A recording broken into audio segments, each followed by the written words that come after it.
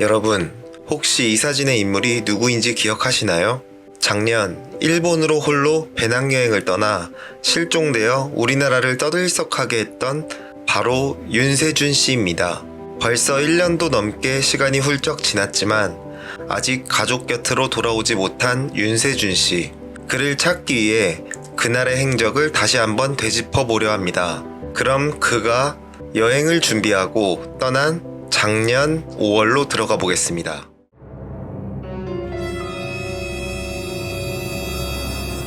2023년 5월 1996년생인 윤세준 씨는 당시 27살 보통의 청년이었습니다. 그는 서울의 한 복지관에서 사회복지사로 일하다 새 직장을 구하기 위해 잠시 휴식할 수 있는 기간을 갖게 되었습니다.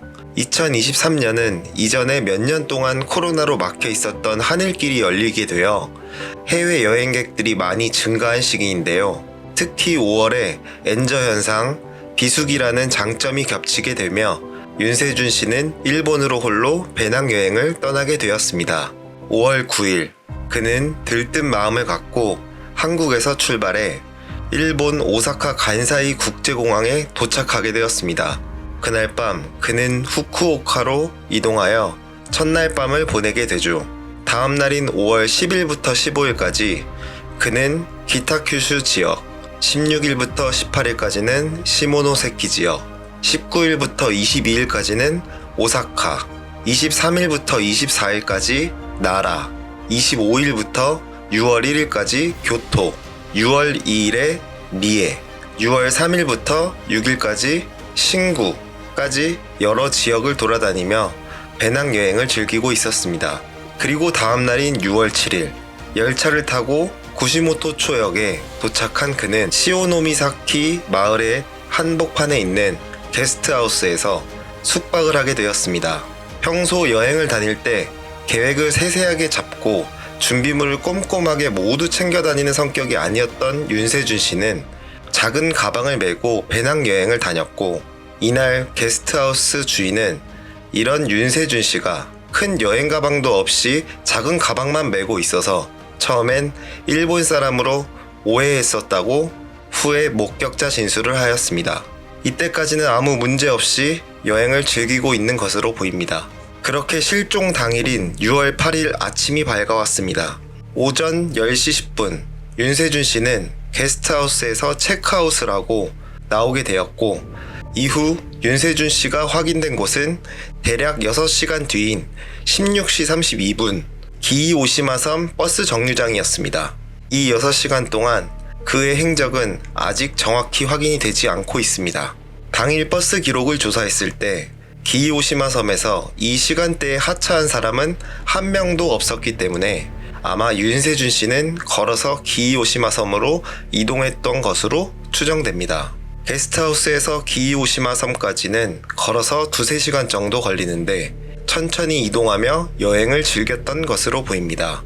그렇게 그는 그곳에서 16시 32분 버스를 탔고 구시모토초 시내로 이동해서 하차하게 됩니다. 하차한 그는 17시 42분 구시모토초 시내의 한 편의점에 들러 담배를 구입했고, 이 모습은 편의점 CCTV에 남게 되었습니다. 이후 그는 18시경 레스토랑을 들러 혼자 저녁 식사를 하였습니다. 혼자 창가 쪽 자리에 앉아 식사를 하는 그를 레스토랑 사장님은 기억하고 있었죠.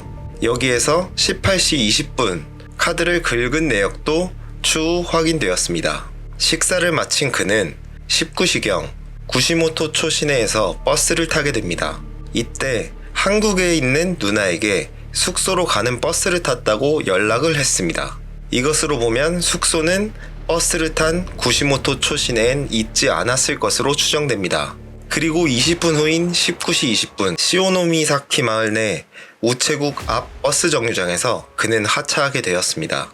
이 승하차 기록은 버스 승차 기록에서 후에 확인이 된 부분입니다. 이때 운전을 하신 버스 기사님은 윤세준 씨를 기억하고 있었습니다. 이 주변은 분명 숙박시설이나 문화시설 등이 아무것도 없는 곳인데 이 깜깜한 시골에 혼자 내리는 그를 이상하다고 생각했기 때문이죠. 이 부분을 보면 윤세준 씨는 자신의 계획과 다르게 버스를 잘 못탄 것으로 추정됩니다. 분명 누나에겐 숙소로 이동하기 위해 버스를 탄다고 했기 때문이죠. 하필 이 시간에 비는 추적추적 내리고 있었고 이 깜깜한 시골 낯선 버스 정류장에서 내린 윤세준 씨는 아마 왠지 모를 무서움을 느꼈던 것으로 보입니다. 평소 겁이 많던 윤세준 씨는 이때 바로 한국에 있는 누나에게 전화를 걸었죠. 그는 누나에게 버스를 잘못 탄 것 같다고 말은 하지 않았지만 이곳에서 숙소까지 1시간 30분 정도가 걸릴 것 같다고 한 것을 보면 하차한 장소에서 구글맵을 실행해 숙소까지의 거리를 보았고 자신이 버스를 잘못 탔다는 것을 인지했을 것으로 보입니다. 이곳에서 걸어서 1시간 반이 걸리는 곳은 기이오시마 섬인데 아마 윤세준 씨는 이곳으로 숙소를 잡았던 것으로 추정됩니다. 그렇게 그는 비를 맞으며 깜깜한 시골길을 한참 걸었습니다. 물론 누나와 통화는 계속되고 있었죠. 이때 윤세준 씨는 누나에게 자신은 깜깜한 도로를 걷고 있고 지나다니는 사람은 보이지 않고 차만 간간히 지나다닌다고 말하기도 했죠. 그렇게 시간이 흐르고 윤세준 씨는 누나에게 이제 10분 정도만 더 걸으면 숙소가 나온다고 하며 전화를 끊었습니다. 10분쯤 지나고 걱정이 된 누나는 동생이 숙소를 잘 도착했는지 메시지를 보냈습니다. 윤세준 씨는 바로 답장이 왔죠. 1시간 반이나 걸어서 결국 숙소에 잘 도착했다고 말이죠. 이 메시지를 마지막으로 윤세준 씨는 결국 실종이 되었습니다. 이후로 아무 연락도 되지 않고 생활 반응이 보이지 않고 있죠. 처음에 누나는 연락이 안 되는 동생이 단순히 휴대폰을 잃어버렸다고 생각하였습니다. 그러나 연락 두절의 시간이 길어지며 불안감을 느꼈고 6월 14일 새벽 영사콜센터로 전화를 하였습니다. 여기서부터 참 답답한 현실을 마주하게 되었습니다. 8일 이후 동생과 연락이 되질 않고 있고 전화기도 꺼져 있다고 신고하려 했지만 영사콜센터에서는 일본 현지 시간이 새벽이라 업무 시간도 아닐 뿐더러 범죄 징후나 별다른 특이사항이 없으면 좀 더 기다려보거나 한국 경찰에 연락해보라고 하였죠. 심지어 동생과 연락이 안 된다는 누나에게 그럼 카톡을 남겨두어 보라고 하고 영사관으로 내용을 전달하려고 해도 정보가 너무 부족하다고 하였습니다. 그렇게 누나는 결국 한국 경찰에 신고를 하게 되었습니다. 여기서도 또 답답함의 연속이었습니다. 다음 날인 15일 다시 외교부에 신고하라는 답변을 듣게 되었습니다. 누나는 바로 오사카 영사관으로 전화를 걸었지만 전화는 불통이었죠. 결국 어렵게 스스로 알아낸 오사카 영사관 이메일로 연락을 하게 되고 16일 일본 현지 경찰의 신고 접수가 드디어 되었습니다. 결국 일본 경찰의 수사 접수에만 3일이 걸렸습니다. 수색의 골든타임이 너무 쉽게 지나가게 된 것이죠. 이후 일본에서 공개 수사가 시작되며 6월 8일 들렀던 편의점 CCTV를 확보하고 6월 6일부터 27일까지 이틀 동안 도보, 헬리콥터, 보트로 근방을 모두 수색하였으나 세준 씨는 발견되지 않았습니다. 기이오시마 섬의 모든 숙소를 확인하여 보았지만 그 어떤 곳에서도 윤세준 씨의 숙박 기록은 존재하지 않았고 그를 기억하는 사람들 또한 존재하지 않았죠. 결국 6월 8일 윤세준 씨가 숙박한 숙소조차 아직까지 파악을 못하고 있습니다.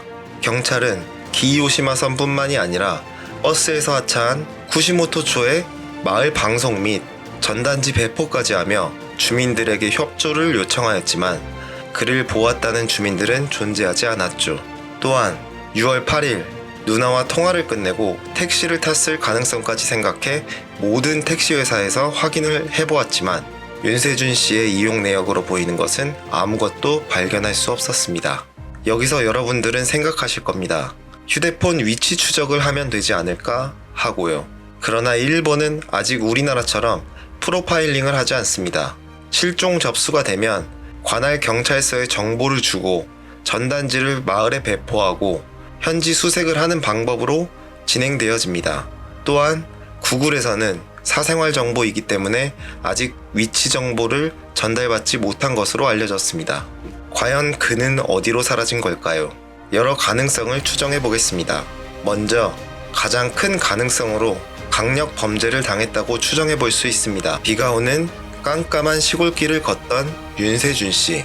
일본어를 하지 못하는 그에게 이런 상황이 벌어졌다고 가정하는 건 별 무리가 없어 보입니다. 주변에 도움조차 요청할 사람도 없었을 테니까 말이죠. 교통사고도 생각해 볼 수 있습니다. 깜깜한 도로에 하필 복장, 가방 모두 검은색이었기 때문에 충분히 일어날 수 있는 일이라고 생각됩니다. 또한 바다에 실족된 것으로도 가정해 볼 수 있습니다. 독특한 모양의 돌들이 많고 드넓은 태평양이 눈앞에 펼쳐져 드라이브 코스와 낚시 명소로 유명한 이곳 와카야마현 구시모토초 근처의 바다는 매년 사고 소식이 끊이지 않을 정도로 실족 사고가 많은 곳입니다. 주민들도 이곳은 파도가 굉장히 위험하다고 하죠. 누나에겐 안심시키려 숙소에 도착했다고 거짓으로 메시지를 남기고 바다 근처에서 잠시 휴식을 취하다 실족되었을 가능성인데요. 주변 지인들은 이 가능성은 낮다고 말하고 있습니다. 그는 평소 안전한 것을 굉장히 추구하던 사람으로 친구들과 바닷가에 여행을 가도 바다에 뛰어들어가거나 하는 행동을 전혀 하지 않는 그가 위험해 보이는 파도 근처에 실족될 만큼 가까이 갔다는 건 말이 안 된다고 하고 있습니다. 또한 이 실종 사건이 알려지며 몇몇 사람들은 자살의 가능성을 제기했지만 그 가능성은 매우 희박해 보입니다. 여행을 하는 내내 누나뿐만 아니라 친구들과도 계속 평범하게 연락을 하였고 마지막 숙소로 이동할 때까지 별다른 특이사항 없이 누나와 전화를 했다는 것을 보면 그가 자살을 했다는 건 납득이 쉽게 되진 않을 것 같습니다. 요즘 주변을 보면 일본으로 해외여행을 가는 사람들을 자주 볼 수 있습니다. 최근 일본 내 재외국민 실종 사건은 연간 수십 건에 달합니다. 그중 대다수가 아직까지 발견되질 않고 있죠. 해외여행을 가는 것은 정말 좋지만 혼자 여행을 다니는 것은 생각보다 아주 위험하므로 여러분 모두 지양하셨으면 좋겠습니다. 끝으로 다시 한번 윤세준 씨를 자세히 봐주세요. 혹시 윤세준 씨를 보신 분이 있다면 외교부 영사콜센터로 꼭 연락을 주시기 바랍니다. 가족들의 곁으로 꼭 다시 돌아왔으면 좋겠습니다. 댓글로 여러분의 추가 가능성에 대한 의견이 있으시다면 마음껏 남겨주세요. 구독, 좋아요, 알림 설정하면 제일 먼저 다음 영상을 볼 수 있습니다. 감사합니다.